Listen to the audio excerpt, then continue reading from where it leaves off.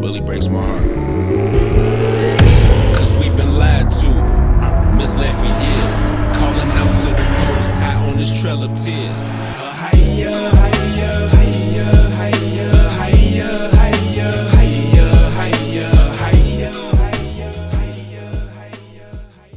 The fearful sights are upon us. So, Officer Yard, you could lead us in with commentary.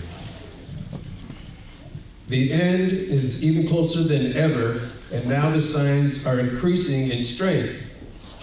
Every day it seems like there is a new disaster on the news. And that's very interesting. It says the end is even closer than ever, and now the signs are increasing in strength. But if you think about it, people are becoming more and more blind. So the strength, if it's increasing in strength, it's increasing for those who can see and those who know the signs. Go ahead, Art. Every day it seems like there is a new disaster on the news, and every day it seems as though the world is just a little more corrupted by sin. Fear is around every corner, and there is no avoiding the plagues that are befalling this earth. Should we be afraid? Should we stick our heads in the sand like the world and act as if we see the judgment of the Father on this earth?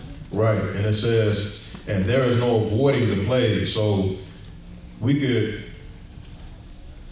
stick to what the brother said.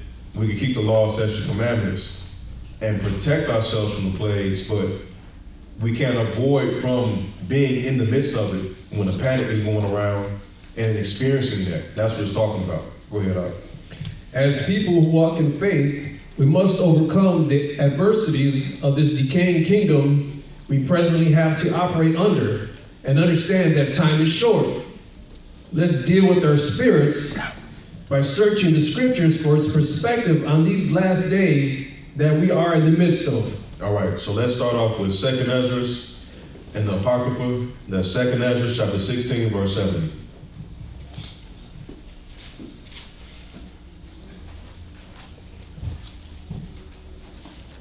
Second Ezra, chapter 16, verse 70.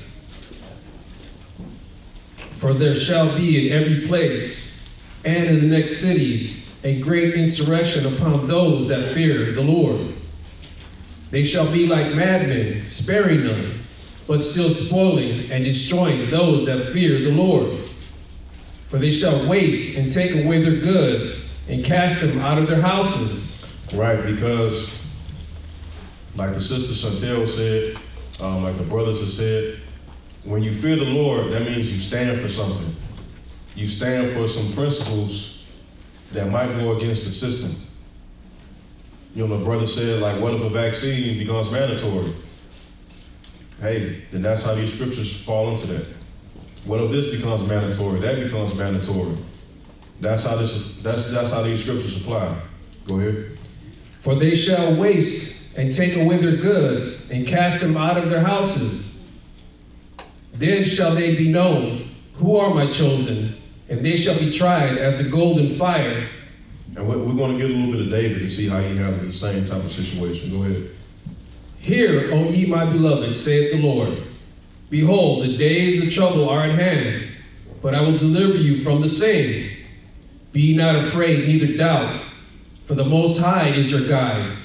And the guide of them who keep my commandments and precepts, saith the Most High Power, let not your sins weigh you down, and let not your iniquities lift up themselves. Right, and that's key in these times. It says, and the guide of them who keep my commandments and precepts. That's who he's going to guide, saith the Lord. Let not your sins weigh you down, and let not your iniquities lift up themselves. So don't let, these burdens on you be your downfall. Go ahead with the commentary.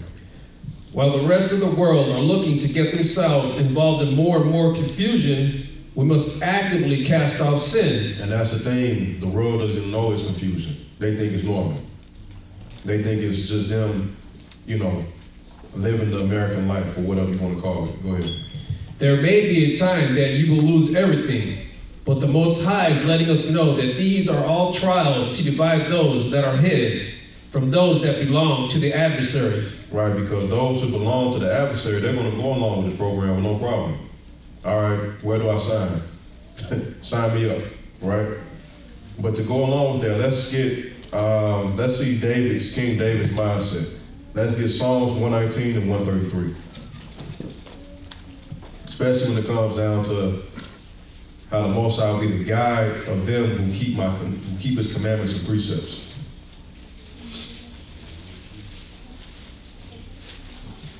And if you notice, it's a trend. Probably every other class, I quote something from Psalms 119. It's a reason.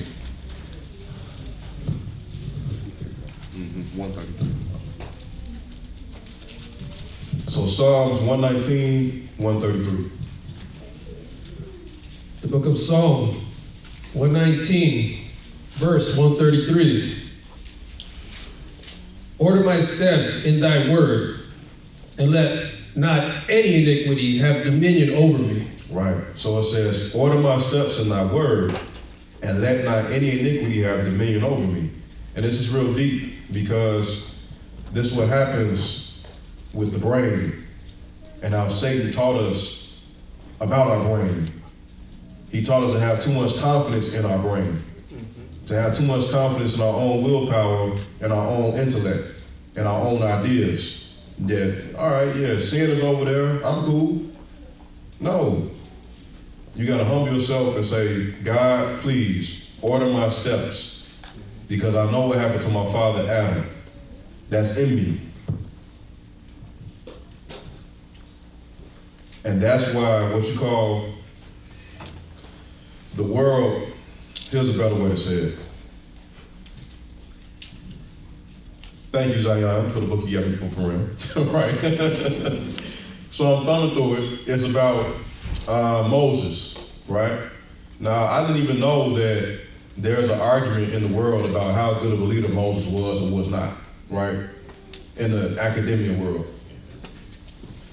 So this is how they're weighing him in the introduction. Like, well, Moses, he didn't leave any type of dynasty. He didn't build any type of government. He didn't build any type of policies. He didn't go and conquer any lands. Really, all Moses did was listen to his God and just give the orders that and just relate the orders that his God gave him. I'm like, well, yeah, what's wrong with that? You know what I'm saying? And don't that sound like the American life now? Being in control of your own self-destiny, not submitting to the God who created you, not asking for advice from the God who created you. Okay? So don't get confused by this narrative that's very, very subtle from that tree of knowledge of good and evil, right? So let's switch over to still in Psalms 119, verse 87.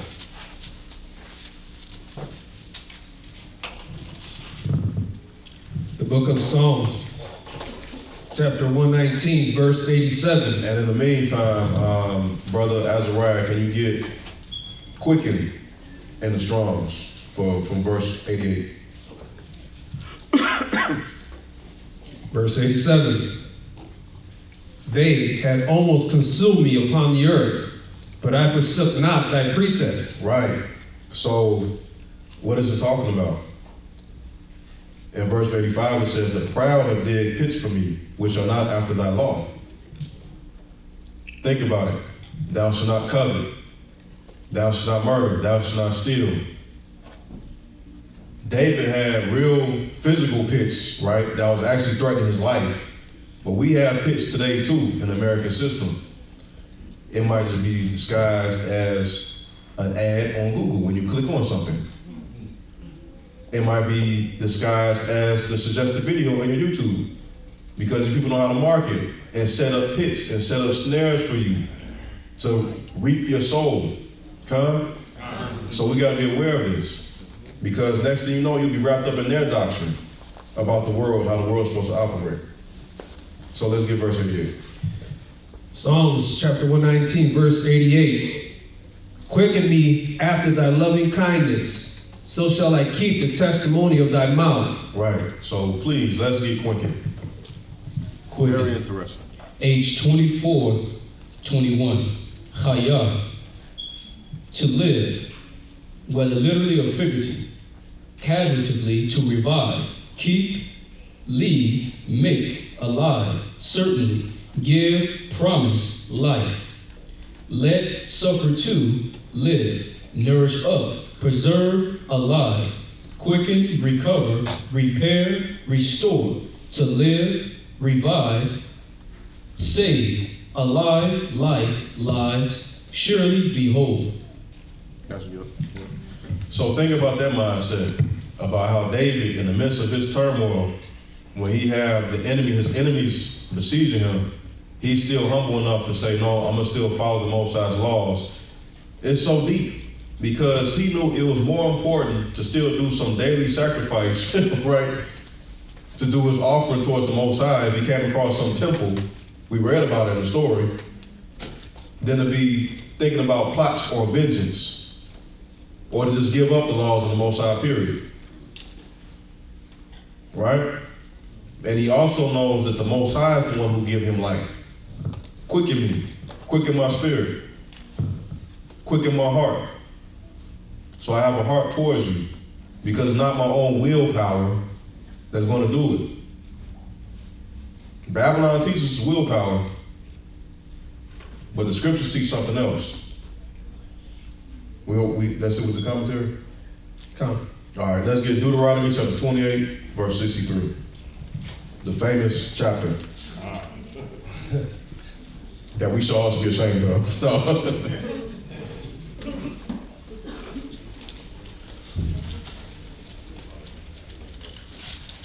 Deuteronomy chapter 28, verse 63. And it shall come to pass that as the Lord rejoiced over you to do you good and to multiply you, so the Lord will rejoice over you to destroy you and to bring you to naught, and you shall be plucked from off the land whither thou goest to possess it. And the Lord shall scatter thee among all people, from the one end of the earth even unto the other. And there thou shalt serve other gods, which neither thou nor thy fathers have known, even wood and stone. And among these nations shalt thou find no ease, neither shall the sole of thy foot have rest. Right, and if you want to watch, you think our minds are warped. If you want to get something if you want to see something very interesting, see the religious zeal that the folks have for Christianity in Nigeria and South Africa. It almost will make you want to cry. Check out the religious zeal in certain parts of Central and South America. But especially in Nigeria and South America, it's like real cultish-like. It's sad. Go ahead, Al. But the Most High shall give thee there a trembling heart, and failing of eyes, and sorrow of mind. And thy life shall hang in doubt before thee, and thou shalt fear day and night, and shalt have none assurance of thy life. Right, and this is going to be what you call the dominant thoughts, the dominant energy that's on you, of worry, a perpetual state of panic, anxiety. Right, go ahead. In the morning thou shalt say, would the Most High it were even. And at even thou shalt say, would the Most High it were morning. What is that saying? In the daytime, you don't find no ease, so it's like, please, let it be nighttime. But guess what? When the night comes, you still don't find any ease. Please, just let the day come. Let a new day start. But the cycle continues when you wake up. Go ahead. For the fear of thine heart, wherewith thou shalt fear, and for the sight of thine eyes, which thou shalt see. And the Most High shall bring thee into Egypt again with ships, by the way, and whereof I spake unto thee, thou shalt see it no more again. And there ye shall be sold unto your enemies for bondmen and bondwomen, and no man shall buy you. Right, so let's get the commentary. Through our rebelliousness, we were destroyed as a nation, to the point we literally don't know who we are. We live with the constant uneasiness of what may happen tomorrow, and often look to the heavens for help, yet we still refuse to follow the Bible, which will provide the help we need. Right, and just for reference sake, we're not going to go through it. Just write down James chapter 1, verse 21 to to 24, talking about being a faithful doer of the word, not a hearer, deceiving yourselves. Because we got plenty of people who know the Bible, who could sit up and do lectures about the Bible, you know, who could break down history about the Bible, who could even go out and talk to people on the streets and even so-called bring them in the doors, whether it's this church or Christianity, whatever. We want to go do something in Israel, go to a Christian Bible store. I went to one last week. It was very interesting. Got some good books in there, though. I thought of you when I was there. But you'll see the religious zeal that's there, but you got to be a faithful doer of the word. That was James what? James chapter 1, verse 21 through 24. So what? Yep. So let's get Revelation chapter 12. No, we good? We read the rest of the content? That was it. Okay.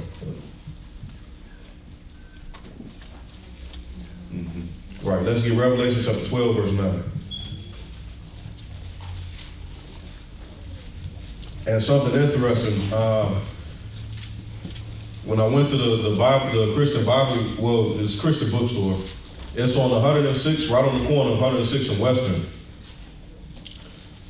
I don't know who owns this place, but they had Babylon and Timbuktu in there. I'm like, well, what's going on? Then they had, some Black history books and stuff like that. I was like, wow, okay, I got to call the fellas. We're going to come up here. You know, I was thinking about Zion, like, man, it's Kasai. I was like, I found a new bookstore. It's interesting, you know. But let's get Revelation chapter 12, verse 9. Revelation chapter 12, verse 9. And the great dragon was cast out, that old serpent called the devil and Satan, which deceiveth the whole world. He was cast out into the earth, and his angels were cast out with him. And cast out, we almost talking about he's cast out of the heavenly realm. Go ahead. And I heard a loud voice saying in heaven, now is come salvation and strength, and the kingdom of our power, and the power of Yeshua. For the accuser of our brethren is cast down, which accused them before our Most High day and night.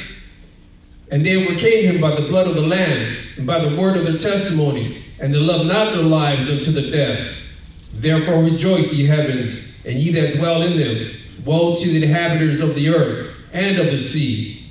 For the devil is come down unto you, having great wrath, because he knoweth that he hath but a short time. Right, and he has one mission, to execute his wrath.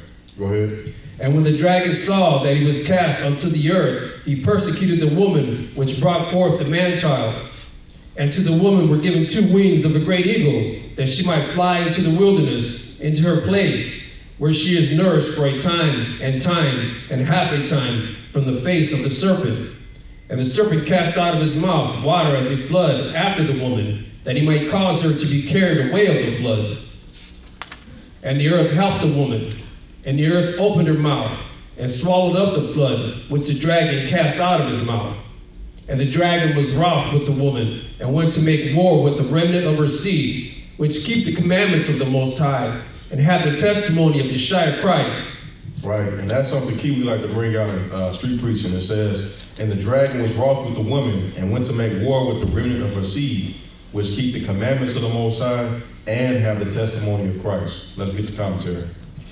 The devil was cast out, and was jealous of the people who the Father chose as his own representatives in this earth. Right, because remember the whole thing with Satan, he felt he and his angels, well mainly he felt he was in the rightful position, or he had the what's it called, the right. Yeah, he thought he had the whole right to have that power that man got, that Adam got. So he got cast down. So we became his enemy. Go ahead. He focuses on the children of Israel first when it comes to destruction, and other nations just happen to get caught up as collateral damage at times, because Satan doesn't care about man at all anyway. We feel this persecution all over the earth, yet we still refuse to serve the Father. Right. Let's get Revelation chapter 13, verse 11.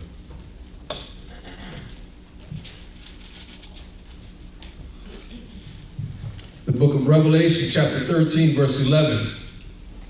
And I beheld another beast coming up out of the earth, and he had 2 horns like a lamb, and he spake as a dragon. And he exercises all the power of the first beast before him, and causeth the earth and them which dwell therein to worship the first beast, whose deadly wound was healed, and doeth great wonders, so that he maketh fire come down from heaven on the earth in the sight of men, and deceiveth them that dwell on the earth by the means of those miracles which he had power to do in the sight of the beast. Right, and keyword, deceiveth them that dwell on the earth. Go ahead. Saying to them that dwell on the earth, that they should make an image to the beast, which had the wound by a sword and did live. And he had power to give life unto the image of the beast, that the image of the beast should both speak, and cause that as many would not worship the image of the beast should be killed. And he causeth all, both small and great, rich and poor, free and bond, to receive a mark in their right hand or in their foreheads, and that no man might buy or sell, save he that had the mark, or the name of the beast, or the number of his name. Right, and it says, and he causes all, both small and great, rich and poor, free and bond, to receive a mark in their right hand or in their foreheads. And it was deep. It was a movie. What was it? One of the Resident Evil movies. And the main character ran into this one guy, and she was like, "Man, you look familiar."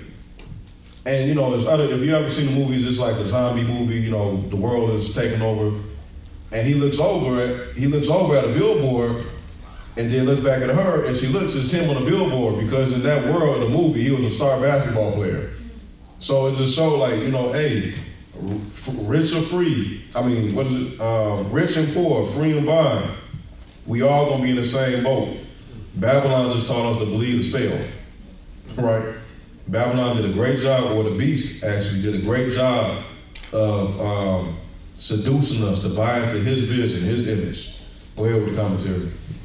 Through Satan's orchestrated plot to destroy the earth, he is looking to remove hope and morals from the people while having them rely on him for help. He provides many miracles through what we call technology, which are there to break the will of the people and to make his will their own. Right. And that's what it was. That was the lesson that when I was reading that introduction, we have to, Moses made the Most High's will his will. Satan teaches us to make our own will, our will. Or his will, our will, right? And that's an issue. Because why? It says, he provides many miracles through what we call technology, which are there to break the will of the people and to make his will their own. I read an interesting statistic the other day. The average smartphone user taps their phone about 2,600 times a day. Now that's scary. That's scary. Because if you think about text messaging, swiping, and what was it called? This was a very, and in that same article, I meant to send it to the officers. I'm gonna send this article to the officers. Because it was something that was invented, and this little timeline they brought up, it was in 2009. You know what it was? The infinite scroll.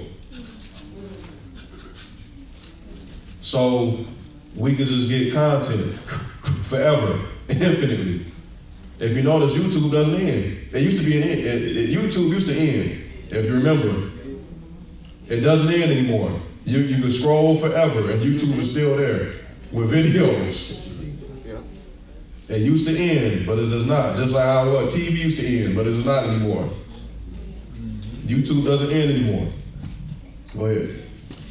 Most people have no idea that things like weather manipulation are even possible by man, but we have certainly seen crazy natural disasters happening all over the earth in extreme randomness. Right, so let's revisit the first sentence because I want to touch on that. It says, through Satan's orchestrated plot to destroy the earth, he is looking to remove hope and what else? Morals from the people while having them rely on him for help. That's real key. So let's revisit David again. Let's go back to 119 and let's get 157. Because I'm telling you, this Psalms 119 will help us a lot with the right kind of mindset to have.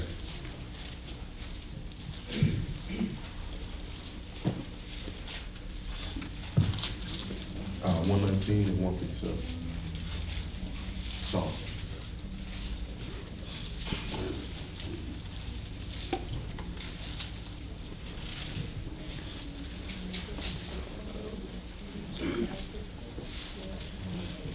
we had Psalms 119 and 157. And remember, we were talking about the morals, how Satan and his plan to destroy the world, part of it is to remove us from our morals. Go ahead, Doc. Psalms 119, verse 157. Many are my persecutors and mine enemies, yet do I not decline from thy testimonies. Right, so David understood that his persecutors and his enemies was numerous, but he didn't decline from the principles, from the morals, from the statutes, commandments that his God gave him. Because think about it. If you're in a high stress situation, something as simple as road rage, morals fly out the window. So let's just think about a high pressure situation like the panic that might be going on, like the brother said. A high stress situation where the black groups are marching down the street. Hey, that line of morality might start to fade away slower and slower. You might start to cheat a little bit. Look the other way when a woman in the family is getting ransacked just because you got to go. You might step over a few bodies because you got to get to that shelf. That's the real thing. That's what's real. That's what Babylon has programmed a whole nation to be. But David knew, no, I don't care. I'm encamped around my enemies. I mean, my enemies are encamped around me. But hey, I'm fine. Because I stuck to these principles. And going back to James, because he's a faithful doer of the word, not just a hearer deceiving himself. So where we at? Oh, okay. All right, so we got a couple of articles, and it goes right in with the brothers were saying with the vitamin D. Go ahead, Arthur. This is a Wikipedia article, weather modification, and you can look it up under cloud seeding. Cloud seeding is a form of weather modification, a way of changing the amount of type of precipitation that falls from clouds by dispersing substances into the air that serve as cloud condensation or ice nuclei, which alter the microphysical processes within the cloud. The usual intent is to increase precipitation, rain or snow, but hail and fog suppression are also widely practiced in airports. Now, check this out, right? It's a scripture in Enoch that always kind of just stuck with me. It was saying, it's something to the effect how he orders the chambers to open so the rain can come down. So these, what you call the spirits that have functions that's over the weather, you know what I'm saying? They have their perfect order. If mist was supposed to happen this morning, mist was supposed to happen this morning. The Most High created this earth. He knows what he's doing. But this is what you get when they start messing with things. You know, it's totally out of whack. And Elder Ricard did a lesson. Oh man, it was great. It was like the first intro, like the first 20, 30 minutes. I'm gonna try to find it. But he goes into how that's one of the key things why we're so out of order now on the earth, because they done messed up with the luminaries. They're out of order now. They're out of course. So by them being out of course, the earth is out of course. Because the luminaries, what it say in Genesis, what was their function? To minister unto us on the earth. So if everything becomes out of whack up there, of course you got confusion down here. And guess what? I don't know if this is about this, well, it's definitely about design. I was talking with Brother AHRAYAH that the belt that we're in Chicago, we're in that belt where it's the least amount of vitamin D, the least amount of sun rays that in the nation. So we literally live in the worst part of America. Literally. Right? And me and my wife, the reason why I know this is because my doctor, which was actually a good doctor, like, man, he's telling us all this stuff. He was telling us not to get vaccines, right? This was a little while ago. So he was saying, right. memory, memory loss, depression. You know, what'd you say? You got something? Sleep deprivation. And when he said depression, I was like, whoa, that's deep. All from a lack of vitamin D. That's everybody in Chicago. It's like no wonder it's like we like what you call like it's like just in the, when the summer comes, it's like everybody's just out, you know? Because it's 9 months of just depression, you know, no vitamin D. We're not getting the proper nutrients we're supposed to get. And it makes sense. But guess what? So-called cloud seeding, because they want to give more rains in one certain area, or whatever the case may be, whatever they're trying to say. Go ahead, Al. And then they give a little bit of history about how long this has been going on. So this is Vincent Schaefer. This is from 1906 to 1993. Discovered the principle of cloud seeding in July 1946 through a series of serendipitous events. Following ideas generated between him and Nobel laureate Irving Langmuir while climbing Mount Washington in New Hampshire, Schaefer, Langmuir's research associate, created a way of experimenting with supercooled clouds using a deep freeze unit of potential agents to stimulate ice crystal growth. And they break it down to an easier way of explaining this is IE meaning table salt, talcum powder, soils, dust, and various chemical agents with minor effect. Then one hot and humid July 14, 1946, he wanted to try a few experiments at General Electric's Schenectady Research Lab. In the United States, cloud seeding is used to increase precipitation in areas experiencing drought to reduce the size of hailstones that form in thunderstorms and to reduce the amount of fog in and around the airports. Right. So it's always some convenient reason why this stuff is going on, to reduce the amount of fog around airports, right? But the technology they have with guiding the airplanes is second to none anyway. So, you know, it doesn't even matter. Go ahead. In the summer of 1948, the usually humid city of Alexandria, Louisiana, under Mayor Carl B. Close, seeded a cloud with dry ice at the municipal airport during a drought. Quickly, 0.85 inches of rainfall occurred. Cloud seeding is occasionally used by major ski resorts to induce snowfall. 11 western states and one Canadian province, Alberta, have ongoing weather modification operational programs. In January 2006, an $8.8 million cloud seeding project began in Wyoming to examine the effects of cloud seeding on snowfall over Wyoming's Medicine Bow, Sierra Madre, and Wind River Mountain ranges, where the Gadites are. A number of commercial companies offer weather modification services centered on cloud seeding. And now, if we would have been talking about this, you know, a few years ago, we would have been considered quacks, right? Because they bring it out in movies.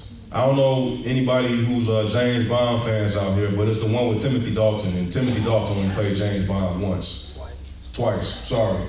So if you just look up him, and you can probably figure out, but the main villain was, I think, Christopher Walken, and he was using he had a weather warfare tool. Icarus? Yeah, Icarus. Yeah, it's called Icarus is the guy from Greek, yeah. So they introduced it in a like sci-fi way that's just far-fetched, like some evil villain that's using this type of stuff. But no, they use it for ski resorts, right? Go ahead, Al. Oh, the commentary. Just so happens, while the Holocaust was going on in Germany, so-called scientists were playing around with the weather. That was a very long time ago. If they were able to manipulate the weather then, what do you think they can do by now? And let's just, to keep it centered, why is this information in here? It's because, remember, the title of the lesson, the fearful sights are upon us. So plagues, whether it's the coronavirus, whatever virus, is engineered. Just like the so-called global warming is engineered. Though that stuff is really happening. If you look at those videos, those ice caps are really melting, and it's really causing some damage. But it's engineered. What do you think is going to happen if you try to play God? Go ahead, Doc. The fact is, they are allowed at times to play with the nature by the Father because he said that he would turn his face from us due to our constant wickedness for generations. The Father brings his wrath, but the devil also has sorcerers that bring forth destruction in the earth. And it's destruction. And if you have a heart, if you have a soul, you might not be able to stomach some of this stuff, because if you watch some of these specials, you got the polar bears, they can't even live anymore because they on a sheet of ice as big as this table just floating. And they can't even find their food because the whole habitat then got destroyed. All because man wants to play God, and Satan influenced man to play God, right? Go ahead. As well to bring mankind to a state of desperation and need for Satan's solutions. And mind you, to show you how deep it is, to make this more visual, right? If a polar bear, just so, it's not about polar bears, but just give you a visual, just how serious this stuff is and how much they have affected the climate and the ecosystem. If a polar bear is floating on some ice and can't find food, to give you a visual, guess what a polar bear's territory is? 2 miles. A 2-mile radius, that's a polar bear's territory. So if he's floating on some ice and can't find food, that's a large area. You see some of these specials, it's just like he's like in an open ocean almost. So that's just how much the earth then got destroyed. I'm not trying to go on a rant, I'm not part of any type of groups or anything, pro-earth anything, but that's just to give you some visuals about just how Satan really has destroyed the earth. Go ahead, Al. Oh yeah. So we have 1 Timothy chapter 6, verse 19.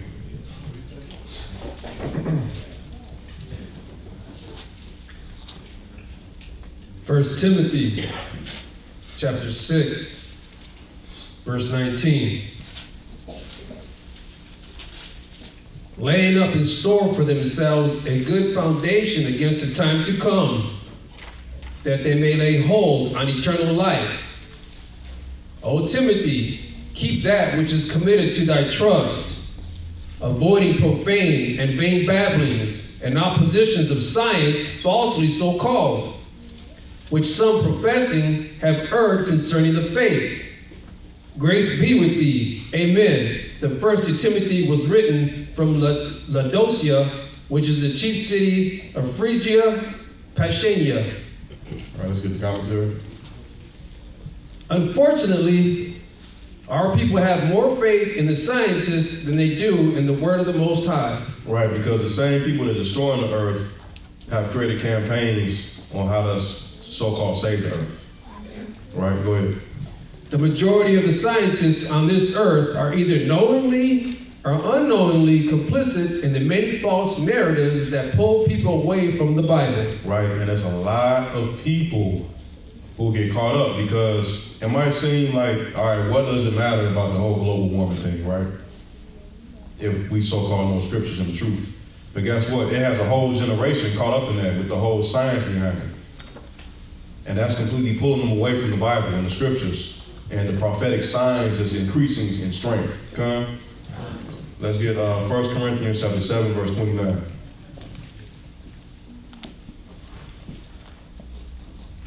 First Corinthians chapter 7, verse 29.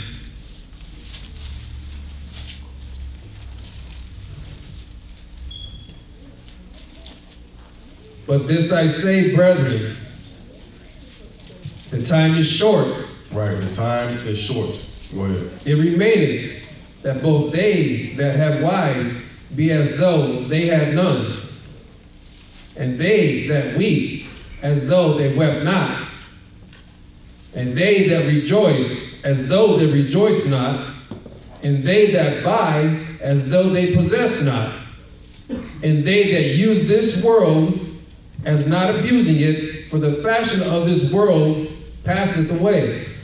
Now, what does this mean? Let's break this down. Husbands, the time is short. So do we storm out the door? Like, all right, wife, time is short, so I gotta act like you're not my wife anymore. Is that what it's saying? No. You get a little bit more insight reading verse 30. And it says, and they that weep as though they wept not, and they that rejoice as though they rejoice not, and they that buy as though they possess not. So obviously, if you're weeping over something, you're emotionally invested in something. If you're rejoicing over something, you're emotionally invested into something. If you're buying something, you're invested in that. So it's talking about if you're emotionally invested in something that's stronger than serving the will of the Most High, cut it off. Because guess what? If you're running your house according to the will of the Most High, you and your wife are on the same page about this anyway. Okay? What you got, man? Yeah. Oh no, I was in total agreement with it because it was a conversation even with the brothers when they came out before. Mm-hmm. And I said to my wife, well, we'll have to talk later because she was like, it seemed like the blood was flowing like she was about to panic. I'm like, no, seek ye first the kingdom of heaven and all its righteousness and all these other things be added on. Mm-hmm. If we're constantly every single day, focusing on what the Most High wants us to focus on, we will be prepared. Right. Not to say that all this stuff is good, because it is good knowledge. Right. Because then it just say, oh, okay, well, you know what, there's certain things on that list I don't have, so Mm-hmm. we're going to get those things. But not as a panic. Mm-hmm. Because when it happens, we'll be ready. Yep. We have nothing to worry about. But when that worrying starts to happen, then we'll start to lead with that. Mm-hmm. More so leading with, righteousness and with the word of God. Yep. So that's what I was agreeing, total agreement. And with the worrying, what's key about the worrying is that the world has solutions for that worrying. Yes, they do. That's true. That's true also. And the scriptures have solutions for it too. But guess what? If you're caught up in a hoopla, emotional frenzy, this fly out the window. Absolutely. I don't have time for this. I need a solution now. Go ahead. You got one? Yeah, that with the brothers and sisters here that are, we're going through this together. We're coming to this church, going through it together. That's how the Most High wanted it to be done together, with the knowledge we brought together, so we can hold it down together. That's all I have. And if you haven't, I suggest you do this. Have a conversation with the officer because he will teach you how to be together, right? He will teach you the concepts of family and things like that. And guess why? Read the Testament of Issachar. That stuff is true, how stuff just calms down. Trust me. We all fit with how our forefathers sent different spirits down into us. Right? So let's get, we got the commentary? The world seems to be holding itself together by a thread right now, and what matters right now is learning how to survive in this world without absorbing its wicked ideologies. Right. So going back to how, just separating your mind, not being so emotionally invested with what's going on in your life right now. Let's get Sirach chapter 2, verse 1. Another famous scripture. We read this a lot with baptisms.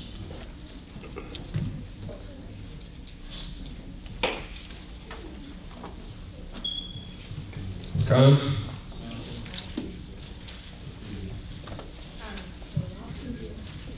The book of Sirach, chapter 2, verse 1. My son, if thou come to serve the Lord, prepare thy soul for temptation. Set thy heart aright, and constantly endure, and make not haste in the time of trouble. Right, and make not haste in time of trouble. And that's what David was communicating. He didn't make haste in time of trouble. He still had the patience and the wherewithal to wait on the Lord. Because there's some other scriptures I had to, look for him in 119. But he was saying like, hey, he's speaking with God. How long, Lord, will your servant have to wait? However, I'll still love your testimony, something to that effect. There's plenty of scriptures like that in 119. Okay? Go ahead. Verse 3, cleave unto him, and depart not away, that thou mayest be increased at thy last end. Whatsoever is brought upon thee, take cheerfully, and be patient when thou art changed to a low estate. For gold is tried in the fire. And remember what Elder Gabar said a few weeks ago. He was saying like how we should be grateful when we're going through certain tribulations and things like that. Right? I'm just read something real quick. Yeah, and verse 71 it says, it is good for me that I have been afflicted, that I might learn thy statutes. So it's good for us to go through certain things, and we should glory in that. Because guess what? We're being tried in the fire. When we're sick, hey, bring it on. Come on. Because guess what? When you're sick, I don't know about you all, but since I've been in the truth, I have not had normal sickness. Everything that felt like, is this it? Is this my deathbed? Seriously. And I go through all the ideas like, was I good? You know, all this stuff. Yeah. It could just be a comic, but it's just, I'm telling you, when you're in the truth, you got a different mindset. And it's like, you don't even have the energy to deal with anything else, but just think about the Most High, but just read.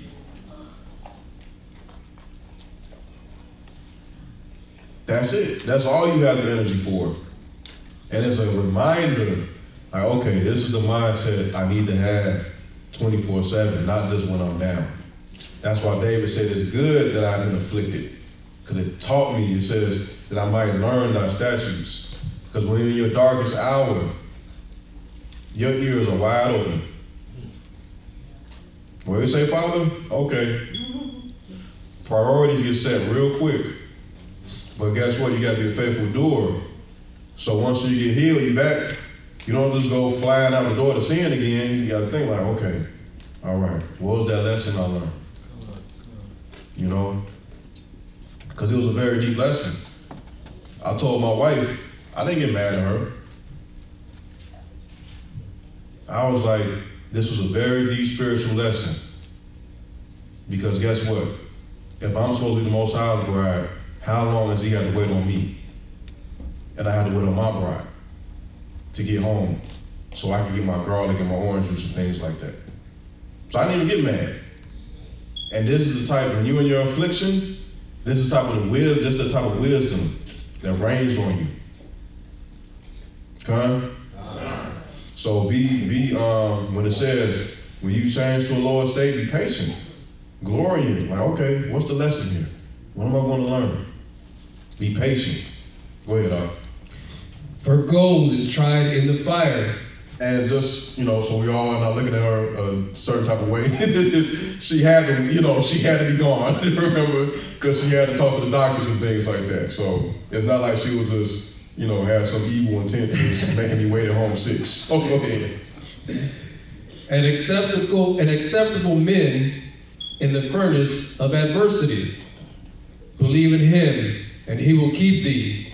Order thy way aright, and trust in him. Yet fear the Most High, wait for his mercy, and go not aside lest ye fall. Yet that fear of the Most High, believe him, and your reward shall not fail. Right, and then it's another scripture in 119 when David says, the earth is filled with your mercy. And if you look out the door, the earth is filled with the Most High's mercy. Because remember, he's long suffering. The earth is filled with the Most High's mercy. And most of the people don't even realize that it is the Most High's mercy while they're able to operate still. Let's get to the commentary. The trials are here, and we all will experience them. This is part of the Most High's process, which will bring forth righteous men and women throughout the earth. Remember, endurance is a requirement of this work, and so is faith.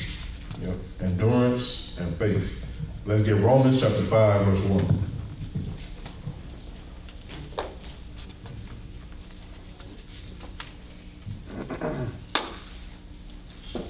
going to Romans chapter 5, verse 1.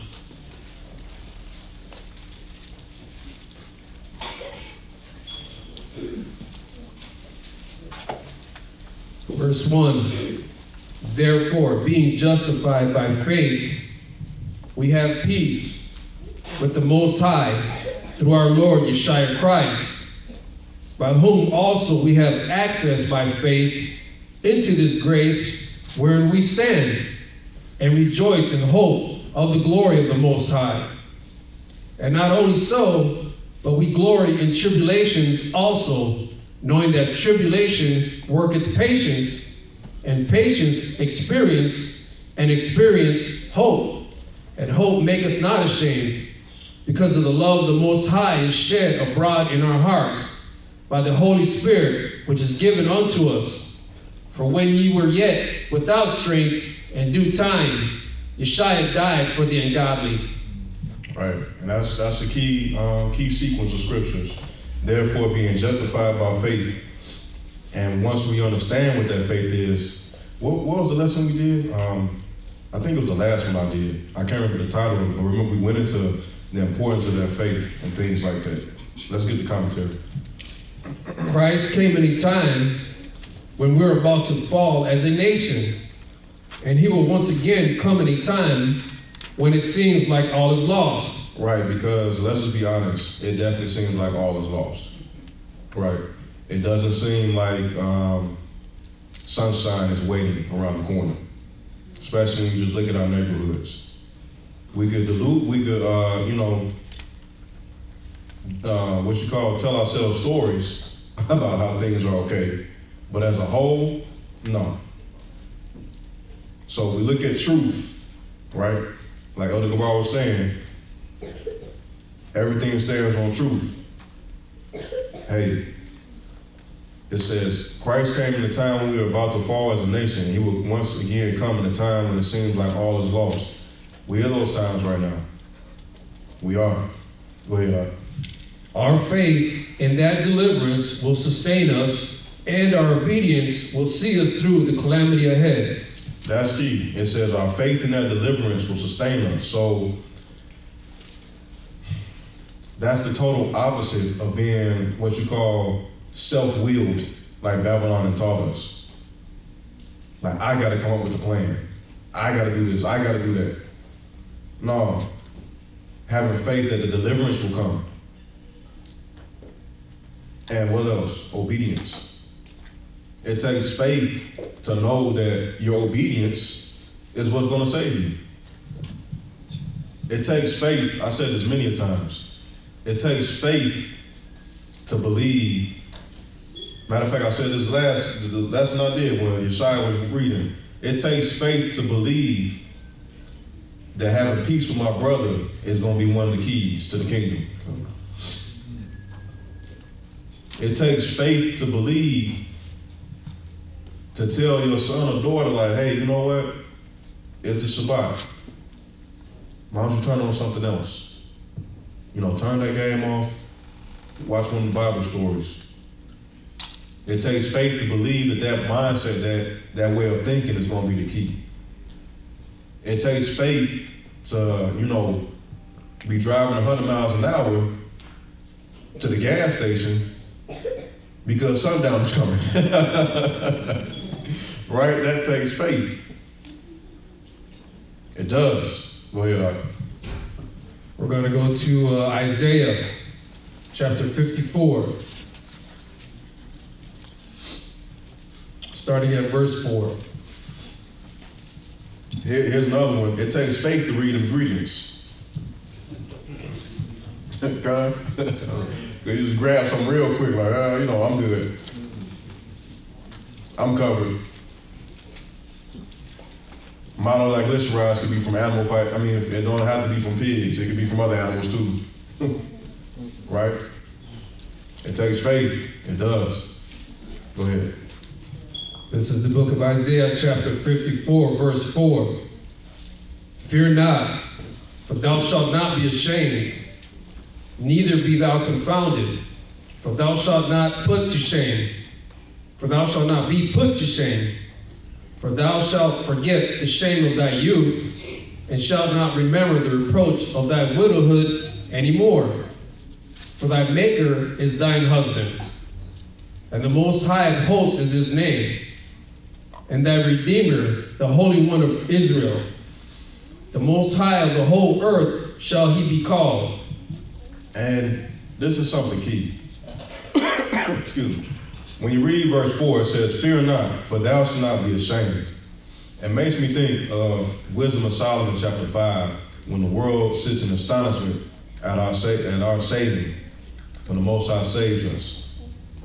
Because, let's be honest, we all have had that, we've all been in those uncomfortable situations when we on a train, we on a bus, we in line, and we go in cringe mode because some of our people are acting a fool and the other nations are looking at them. That's that shame. And it makes us not want to identify with that, like, no, you know, I'm upstanding. That's them, I'm not them. Right? I pronounce all of my words. Right? It happens. And there's a lot of things that just bring shame on us as a people. It's a lot of shame that we go through. And that's something we probably got to talk about too, because that stuff, it blocks us mentally. It's a limitation, that shame that comes, that we just live with. You know? Because we're the only people where one of us represents all of us. Do I need to say that again? We're the only people where one of us represents all of us. What do I mean? When I was in North Dakota, I knew that I represented all black men in America. When I go there, I represent all black men in America. That's the truth. Because we just carry that shame on us. But guess what? That shame is going to be lifted off. Because number one, that shame was brought onto us because of our disobedience. So that's the key to lifting that shame, is that obedience. Con? Go ahead, Al. You got something? And the other nations that are there will look at America and say, this is how we built this country. And they'll look at all the other countries and say, like, well, their standards of living are that great, and no other nation could do this. And that's when this awakening is going to come and be like, no, what you have, what you built is nothing to what the Father has. And what my chosen are the ones that will show what you have with light poles, all this, no, it's going to be nothing compared to what I'm going to have for them, what they have. That's what I got. Let me get something real quick. We're kind of going a couple steps back, but it's key.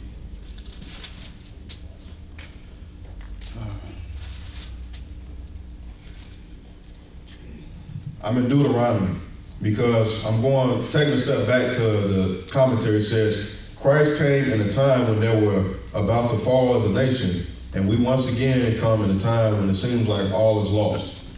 Let's get Deuteronomy 4 and 32.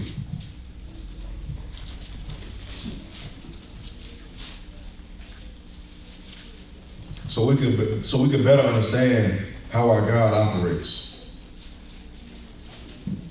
Because all that energy, trust and believe, all that energy that's going on in all these different panels, discussions and stuff like that about how to build the black economy in America and how to build this and how to build that in America for the black folks, that energy could be focused somewhere else on how to serve the Most High and live a clean, righteous life. But it starts from understanding who we are and understanding who our God is and what our role is. So let's get 4 and 32, Deuteronomy. The book of Deuteronomy, chapter 4, verse 32. For ask now of the days that are past, which were before thee, since the day that the Most High created man upon the earth, and ask from one side of the heaven unto the other, whether there hath been any such thing as this great thing is, or hath been heard like it. Now what great thing? Go ahead. We're going to find out. Did ever people hear the voice of the Most High speaking out of the midst of the fire, as thou hast heard and lived? And what else? Or have the Most High essayed to go and take him a nation from the midst of another nation by temptations, by signs, and by wonders, and by war, and by a mighty hand, and by a mighty stretched out arm, and by great terrors, according to all that the Most High your power did for you in Egypt before your eyes?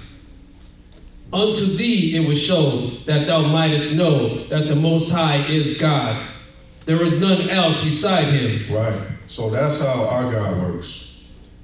Never once has that happened when a nation got pulled out of another nation through signs, through wonders, through temptations, through war, through wrath, things like that. But it's going to happen again. Now, here's the issue.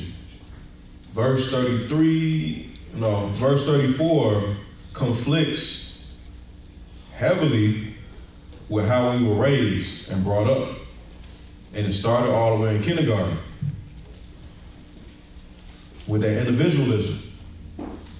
Make your own path, carve your own path, be your own man, be a self-made man. Yeah, you gotta be a man and take care of your business and exercise the dominion of the things that the Most High put under you. That's your rightful duty as a man. But all this self-will stuff, if you ever want to look at it to see where it came from, look up Maslow. Look up Maslow's hierarchy of needs. The base is like survival. The hierarchy of needs is talking about what you call the things that drive man for him to be happy. So the base is just basic survival, but at the top is self-actualization, meaning you are able to produce, create, design your own life, and be fulfilled. You found your purpose. You're able to execute that. Right? What does that sound like? Every speaker, every guru, every Sunday morning church in Joel Osteen, every T.D. Jakes book, every mentor program, the whole section in Barnes and Nobles for self-help, you know what I'm saying? What our teachers was telling us, what our parents was programmed to tell us, all this stuff. It's the total opposite of verse 34, of being patient and waiting on that deliverance. So that shame can get lifted off of us. It's not gonna be through our own might, will, and power to lift off the shame that the Most High put on us. He's the one who did it. Our Father lifted off the punishment from us. When he took the TV out the room, took the game out the room, and told us we couldn't go out Saturday morning and play basketball, right? He put it on us, then he lifted it off. It was nothing we could do on our own will. We had to be patient, humble ourselves, and subject ourselves to the will of our Father. Same thing spiritually. It doesn't change. Go ahead, Ike. Do we finish all Isaiah? No, let's finish Isaiah.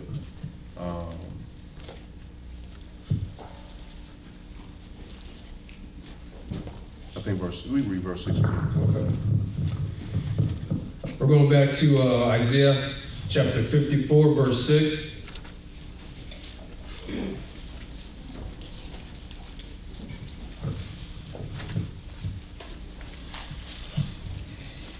And for the sake of time, we're just kind of gonna go through these next set of scriptures. For the Most High hath called thee as a woman forsaken, and grieved in spirit, and a wife of youth, when thou wast refused, saith thy power. For a small moment have I forsaken thee, but with great mercies will I gather thee. In a little wrath I hid my face from thee for a moment, but with everlasting kindness will I have mercy on thee.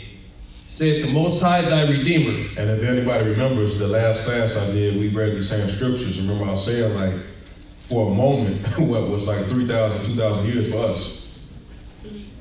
So just think about the patience that we had to have as a people continually. Go ahead. For this is as the waters of Noah unto me. For as I have sworn that the waters of Noah should no more go over the earth, so have I sworn that I would not be wroth with thee, nor rebuke thee. For the mountains shall depart, and the hills shall be removed, but my kindness shall not depart from thee. Neither shall the covenant of my peace be removed, saith the Most High thy mercy on thee. O thou afflicted, tossed with tempest, and not comforted, behold, I will lay thy stones with fair colors, and lay thy foundations with sapphires. And remember I said the last class how these things will beautify something. So we'll get beautified. And that's how that shame gets taken off of us. Go ahead. And I will make thy windows of agates, and thy gates of carbuncles, and all thy borders of pleasant stones, and all thy children shall be taught of the Most High, and great shall be the peace of thy children. All right, let's get the commentary. Affliction has been the history of our existence, yet abundance is the story of those that seek after righteousness. Right, affliction has been a history because remember we posed the question. out of Israel's existence, how many years of peace have we had? 40. 40 years out of what, like 3,200 years of existence? 40. That's this. Go ahead, Rob. We're going to go to 2nd Esdras, chapter 13.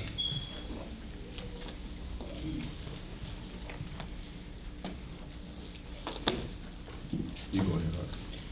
Chapter 13, verse 15. Show me now the interpretation of this dream.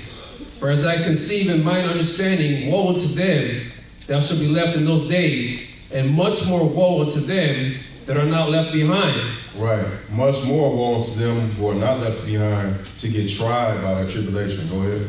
For they that were not left were in heaviness. Now understand I the things that are laid up in the latter days, which shall happen unto them, and to those that are left behind.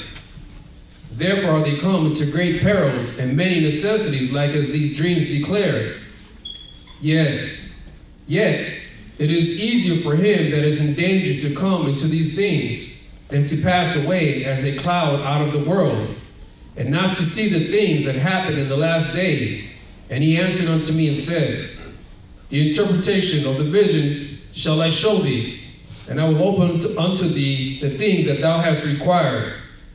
Whereas thou hast spoken of them that are left behind, this is the interpretation. Right. This is the interpretation. This is what happens when you abide the fire. Go ahead. He that shall endure the peril in that time hath kept himself. They that be fallen into danger are such as have works and faith towards the Almighty. Know this therefore, that they which be left behind are more blessed than they that be dead. Right. And it's crazy. The name of the doctrine is the Left Behind doctrine. The name of the movie is Left Behind. But this is the total opposite of what we learned with those movies and with that propaganda. Go ahead. And they're still making movies. They haven't stopped. I just saw one on Amazon a couple weeks ago. Go ahead. We're going to commentary. There is no escaping this time ahead. The pre-tribulation rapture is a lie. It was created by the ancestors of the same people who control your news, media, and weapons of mass destruction today. You will have to go through these fearful times. However, if you are blessed to make it to the end, you will see wonderful sights at the coming forth of the kingdom. Right. Last set of scriptures, we're Psalms chapter 20, verse 1. We're going to Psalms chapter 20, verse 1. To the chief musician, a psalm of David. The Lord hear thee in the day of trouble. The name of the Most High of Jacob defend thee. Send thee help from the sanctuary, and strengthen thee out of Zion. Remember all thy offerings, and accept thy burnt sacrifice, Selah. Grant thee according to thine own heart, and fulfill all thy counsel. We will rejoice in thy salvation, and in the name of our power we will set up our banners. The Most High fulfill all thy petitions. Now know that I, the Most High, saveth his anointed. He will hear him from his holy heaven with the saving strength of his right hand. Some trust in chariots. This is key because verse 6 it says, Now know I that the Lord saveth his anointed. And it's hard to fathom that with the destruction that our people go through. This is why a lot of our people have lost faith in God. Go ahead. Oh, no, I'm sorry. And he will hear him from his holy heaven. Believe it or not, he hears us. He hears our prayers. It might seem something sci-fi, something mythology type, but it's real. Now read verse 7. This is key. Some trust in chariots and some in horses, but we will remember the name of the Most High, our power. Now let's do some thinking right here. Some trust in chariots and some in horses. Now, I believe it's Deuteronomy. It might be Leviticus. I get them mixed up a little bit. If we were to get a king, what was he commanded not to do? Multiply horses and chariots. So if he was commanded not to multiply horses and chariots, what do you think the horses and chariots represent? Armies, but there's something else behind it. It's a mindset that comes with armies, with building armies. Safety, dependence on your own strength and your own might. Because let's look at the other half. But what will we do though? Like some will trust in their own power, their own might, their own government, the infrastructure they built, all these things, their world domination, their power. And guess what? That world domination, it flips. It's like a revolving door. A real good series on Netflix to watch. Is it kid friendly? Kid friendly. I think for the most part it is kid friendly. One scene is questionable, but it's nothing sexual. It's the Ottoman Empire. It shows how when the Ottoman Turks took over Constantinople. Real good. And it just shows how, hey, the power just switches. So those who trust in that, it's null and void anyway. It's going to go. So they will trust in their power. But what will we do? Read that again, but we will remember what? But we will remember the name of the Most High, our God. Go ahead. They are brought down and fallen, but we are risen and stand upright. Save the Most High. Let the King hear us when we call. Right, let's get the final commentary. It is by the Most High that we will either rise or fall, and the weapons of this world are but instruments that fulfill his judgment. Stand with him or fall with the corrupt. Time is slowly running out, and there are no second chances once the final judgment is upon us. Continue to be strong, and where you are weak, pray for strength from the only true source of strength, which is the Father. Shalom. Shalom.